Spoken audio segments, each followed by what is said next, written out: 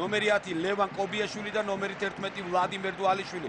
თემურ ქეცფაია გუნდის თავარი მწვრთნელი. მე აქვე გეტყვით იმ ფეხბურთელებსაც, ვინც შეიძლება მეორე ტაიმში ვიხილოთ მოედანზე. საერთოდ დღევანდელ შეხვედრაში მეკარე თადარიგშია გიორგი ლორია, ასევე თადარიგში არიან ჯანო ანანიძე, დავით სირაძე, ნიკოლოზ გელაშვილი, ლაშა სალუკვაძე, გიორგი მერებაშვილი და თორნიკე აფციაური. დაიწყო შეხვედრა, დაიწყეს მასმიძლებმა სწორედ მათი შემადგენლობის შესახებ.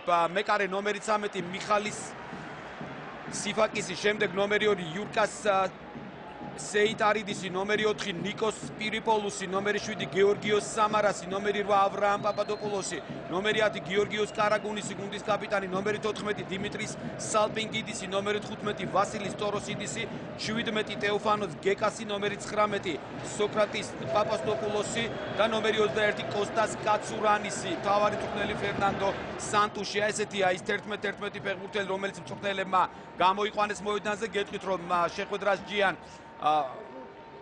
ესპანელი მსაჯები კარლოს კლოს გომესი მთავარი მსაჯი მოედანზე, მას ეხმარებიან ხუან ხოსე გალიეგო გალინდო და ხავიერ აგილარ როდრიგესი. მეოთხე სათადარიგო არბიტრი დავით ფერნანდეს ბორბალანი გახლავთ.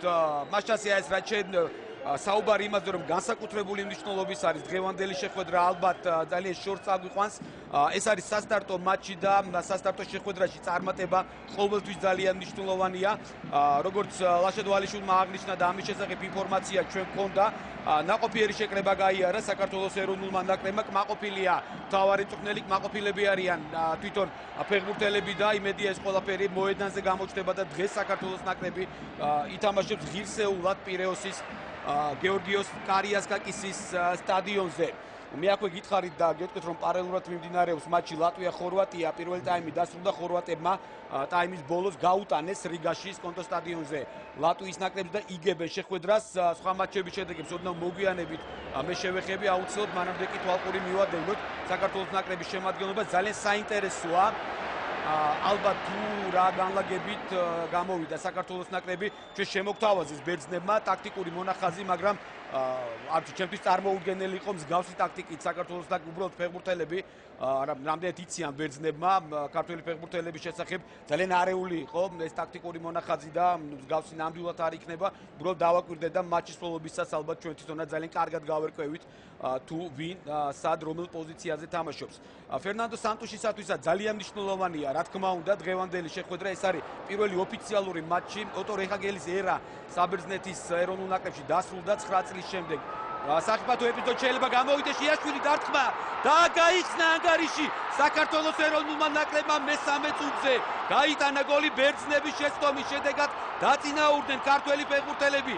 ალექსანდრე იაშვილი გატანილი გოლის ავტორი და ხედავთ რა ხდება ტრიბუნაზე, სადაც ქართველი კომაგები არიან. ძალიან კარგი დასაწყისი. ალექსანდრე იაშვილმა გაიტანა გოლი. გამოცდილმა ფეხბურთელმა ძალიან კარგად გამოიყენა ამ შემთხვევაში ბერძენი სველების შეცდომა და ეს სანაკრებო დონეზე მე-14 გოლი ალექსანდრე იაშვილის. ხედავთ, ერთი შეხებით იქ ცდილობდნენ გადაცემის გაკეთებას, ბერძნები შეცდნენ დასწრებაზე, ზუსტად ითამაშა იაშვილმა და შანსი არ დაუტოვა მეკარეს. ხედავთ, კვირკველი აიბრძოდა ბოლომდე, არ ვიცი აქ შეიძლება საერთოდ ვერ მოარტყა იაშვილმა ფეხი და სველმა მოარტყა, მაგრამ ამას დღეს ეხლა ამ წუთას არანაირი მნიშვნელობა აღარ აქვს. თავარია ბურთი ბერძენთა ბადეში აღმოჩნდა, ძალიან კარგი დასაწყისი.